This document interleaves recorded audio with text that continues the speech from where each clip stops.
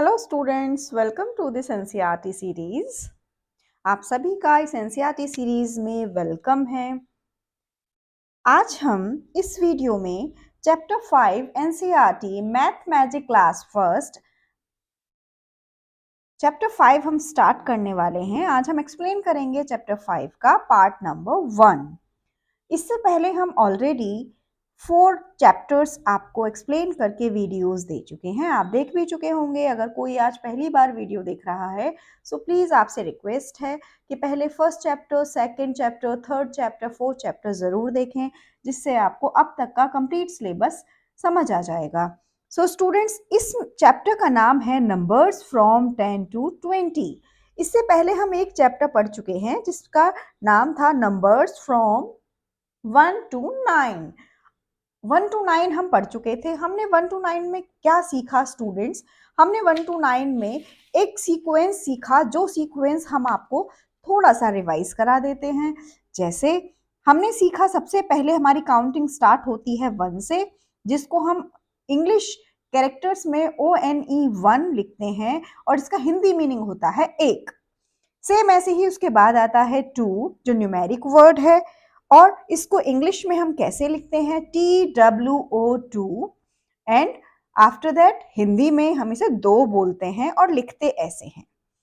फिर 3 होता है, यानी कि 3, जो हम मैथमेटिक्स में न्यूमेरिक टर्म में लिखते हैं, और इंग्लिश में THREE 3, और हिंदी में हम इसे 3 बोलते हैं और ऐसे हम लिखते हैं।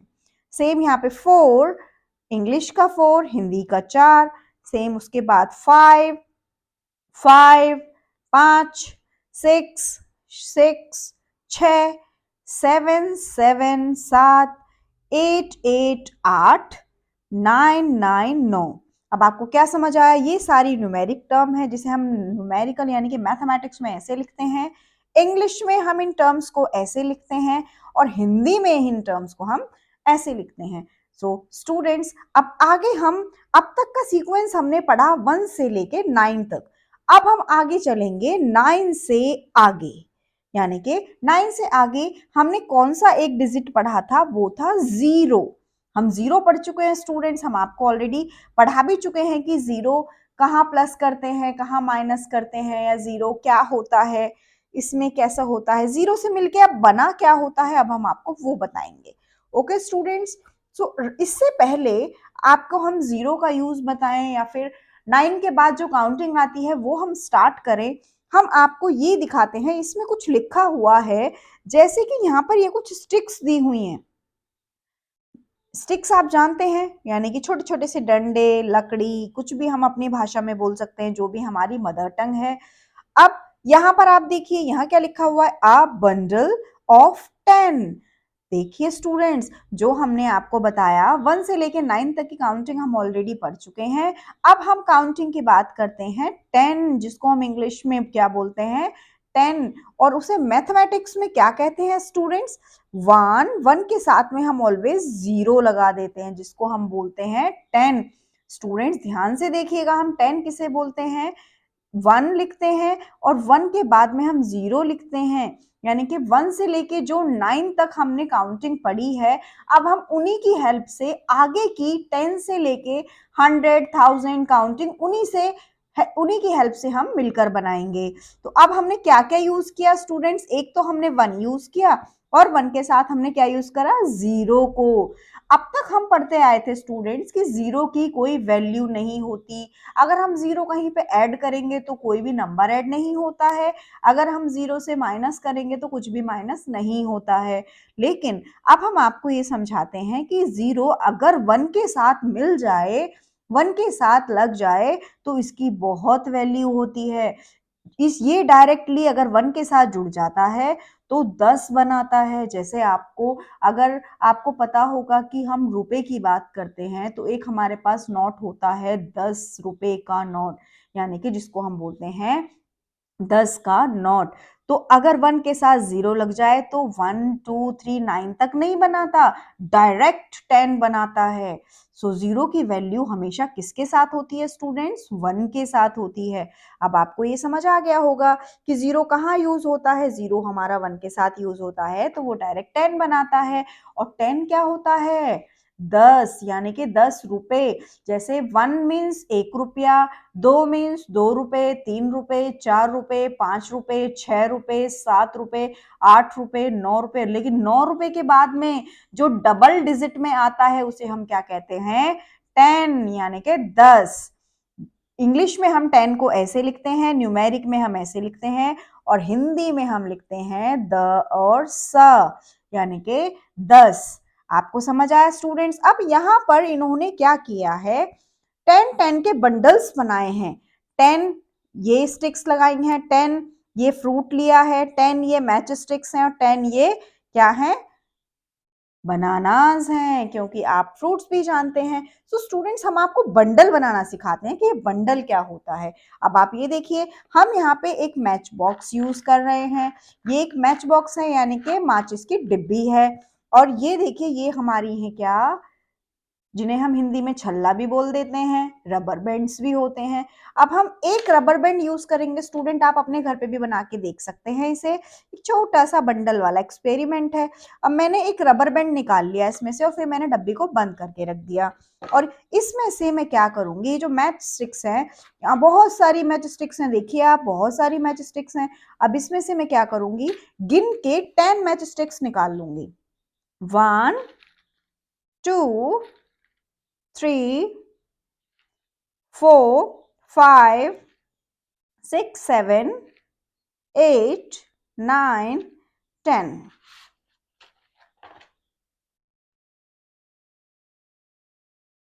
I am sorry. अब स्टूडेंट्स, मैंने क्या किया आप ये देखिए, यहां पर मैंने 10 स्टिक्स ली हैं, जिसको मैंने ऑलरेडी काउंट कर लिया आपके सामने। मैं इन सभी को इस तरह से रख देती हूँ। अभी मैं दोबारा से एक बार फिर से काउंट कर लेती हूँ स्टूडेंट्स। 1 2 3 4 5 6 7 8 9 10। अभी 10 स्टिक्स हमने यहाँ पे ले ली हैं। इन 10 स्टिक्स को हम क्या करेंगे? इनका बंडल बनाएंगे। अब स्टूडेंट्स, हम आपको ये बताते हैं कि बेसिकली हम बंडल बनाते कैसे हैं। अब इनको हमने एक साथ क्या कर लिया? एडजॉइन कर लिया, इकट्ठा कर लिया। ठीक है, इकट्ठा करने के बाद बंडल को हम कैसे बनाएंगे? इस जो यहाँ पे ये रबर है, इस रबर से इसको इस तरह से कई कई बार फोल्ड कर देंगे, और ये क्या हो जाएगा? एक हमारा टाइटली बंडल बनके तैयार हो जाएगा। अब आप देखिए स्टूडेंट्स, जैसे यहाँ पे ये बंडल बना हुआ है, क्या हमारा बंडल ऐसे ही बना है? देखिए आप, यहाँ पर ये मैच स्टिक्स का बंडल है, ये हमारा बंडल है। इन्होंने रस्सी को यूज किया है, हमने रबर बैंड को यूज किया है। आप भी अपने घर से अपनी मम्मा से रबर बैंड ले सकते हैं, और आप इसमें बंडल बना के दिखा सकते हैं। अब यहाँ पे हमने एक बंडल बना दिया। ये बंडल कितने नंबर का है स्टूडेंट्स, ये बताइए आप? ये बंडल है 10 नंबर्स का। हमने इसमें कितनी स्टिक्स यूज करी हैं? यहाँ देखिए, 1 2 3 4 5 6 7 8 9 10। हमने कितनी स्टिक्स यूज करी है इस बंडल में? 10 स्टिक्स यूज करी हैं। क्या आप समझे मेरी बात को? यहाँ पर देखिए, यहाँ कितनी स्टिक्स हैं? 1 2 3 4 5 6 7 8 9 10। यानी कि अगर हम एक बंडल की बात कर रहे हैं स्टूडेंट्स, सो बंडल का सेंस है 10 नंबर। आप इस बात को समझे कि बंडल का मतलब क्या होता है, यानी कि 10। अब यहां लिखा है अ बंडल ऑफ 10, यानी कि ये जो स्टिक्स हैं ये कितनी है? जैसे हमने ये बनाई हैं, सेम ऐसे ही ये 10 स्टिक्स हैं। सेम ऐसे ही ये 10 फ्रूट्स हैं, जिसमें एक बंच बना हुआ है। जैसे आप देखते हो ना, आप घर पे, आपके घर पे ग्रेप्स आते होंगे, अंगूर आते होंगे, वो लगभग एक बंच में बैक होके आते हैं, कि एक बंच होता है, इस तरह से हम उठाते हैं तो बहुत सारे एक साथ एडजॉइन होते हैं, जुड़े हुए होते हैं। सेम ऐसे ही हमारे कुछ फ्रूट्स ऐसे होते हैं। मैच स्टिक्स का बंडल हम बना सकते हैं। अब आप ये देखिए, एक बनाना होता है, बनाना भी इस तरह से जुड़ा होता है एक यहाँ पे स्टिक से, तो इसका भी, इसको हम क्या कहते हैं? A bundle of 10। यानी कि जो सब एक दूसरे से जुड़े हुए होते हैं, वो उसको हम बंडल कहते हैं। और 10 नंबर्स अगर हम ले रहे हैं, तो हमने इसको बोला अ बंडल ऑफ 10। अब मैंने ये जो बनाया है आपके सामने, ये मैंने क्या बनाया है? अ बंडल ऑफ 10 यानी कि 10 का एक बंडल। अगर मैं एक बंडल की बात करूंगी तो उसमें कितने नंबर होंगे स्टूडेंट्स? 10 नंबर होंगे। हमने क्या सीखा कि एक बंडल हम 10 स्टिक्स का बना रहे हैं। यहाँ पे मैंने 10 मैच स्टिक्स यूज करी हैं तो मेरा एक बंडल बन गया। अब हम जब बंडल की बात करेंगे आगे चैप्टर में तो उससे हमें समझ आ जाना चाहिए कि हम लोग 10 नंबर्स की बात कर रहे हैं। ओके स्टूडेंट्स, अब आगे देखते हैं चैप्टर में क्या है। अभी तक हमने समझा कि बंडल हम कैसे बनाते हैं और बंडल होता क्या है। अब हम समझेंगे कि हम ये 10 नंबर का जो यूज कर रहे हैं वो कैसे करेंगे। अब आप जल्दी से देखिएगा आगे कि हम आपको क्या समझाने वाले हैं। जैसे हमने 10 नंबर का बंडल बनाया था, इससे बंडल बनाकर हमने सीखा कि 9 के बाद जो एक नंबर आता है वो क्या आता है? 10 का आता है। अब यहाँ पे इन्होंने कहा है मेक अ ग्रुप ऑफ 10। जैसे हमने 10 का बंडल बनाया ऐसे ही ये क्या कह रहे हैं कि एक ग्रुप बनाइए, समूह बनाइए। ग्रुप को हम हिंदी में क्या कहते हैं? समूह। एक ग्रुप बनाइए कितने नंबर्स का? 10 नंबर्स का। 10 कितने होते हैं? 10। जैसे जैसे हम कहते हैं 10 रुपए, सेम ऐसे ही ये क्या है? ग्रुप ऑफ 10 यानी कि 10 लोगों का ग्रुप। अब यहाँ पर ये क्या है? ये देखिए क्या है? वेजिटेबल है, सब्जी है, जिसे हम सलगम कहते हैं। तो अब हम इतनी सारी में से हम 10 निकाल लेंगे। 10 कैसे निकालेंगे आप ये समझिए। 1 2 3 4 5 6 7 8 9 10। तो 10 को हमने एक ग्रुप बना दिया। किससे? एक इस तरह की लाइन को इनके आगे पीछे करके। ओके, अब यहाँ पे देखिए आइसक्रीम्स हैं। 1 2 3 4 5 6 7 8 9 10।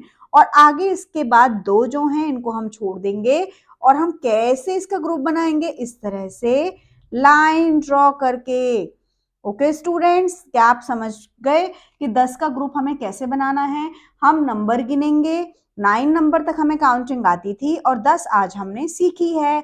10 हम कैसे बनाते हैं? 1 के साथ 0 लगा के हमारा क्या बन जाता है? 10 बन जाता है। अब ऐसे ये देखो ये जार रखे हैं।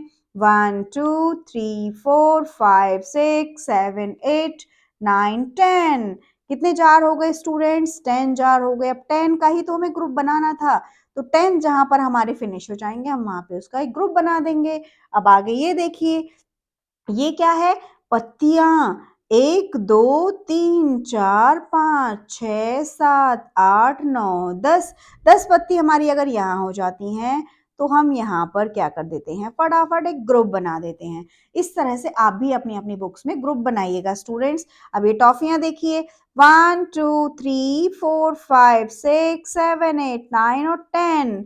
जहां पे भी हमारा 10 खत्म हो जाता है वहीं से हम ग्रुप बनाना शुरू कर देते हैं स्टूडेंट्स। अब आपको ग्रुप बनाना आ गया। अब इसका जो टास्क था वो था मेक अ ग्रुप ऑफ 10। तो हमें एक ग्रुप बनाना आ गया। ओके स्टूडेंट्स, क्या आप सभी को ग्रुप बनाना आ गया? वेरी गुड स्टूडेंट्स, आपको ग्रुप बनाना आ चुका है। That's very good. अब नेक्स्ट जो हम आपको एक्सरसाइज कराएंगे वो कराएंगे काउंटिंग फ्रॉम 10 टू 20। अभी तक आपने कितनी काउंटिंग सीखी है स्टूडेंट्स? 1 से लेके 9। और आज हमने आपको 10 बताया कि 10 क्या होता है और किसके बाद आता है। आगे अब हम सीखेंगे नेक्स्ट वीडियो में काउंटिंग्स। कौन कौन सी काउंटिंग स्टूडेंट्स? 10 से लेकर 20 तक। अभी तक हमने 1 से 10 तक सीखा, अब सीखेंगे हम 10 से 20। ओके स्टूडेंट्स, ये इसका पार्ट फर्स्ट था चैप्टर 5 का। पार्ट 2 यानी कि हम आपको कल वाली क्लास में देंगे। तो आप स्टूडेंट्स पार्ट 2 कल की क्लास में देखिएगा जिसमें हम आपको काउंटिंग बताएंगे। Okay students, thank you so much. Please share करिएगा। Bye bye.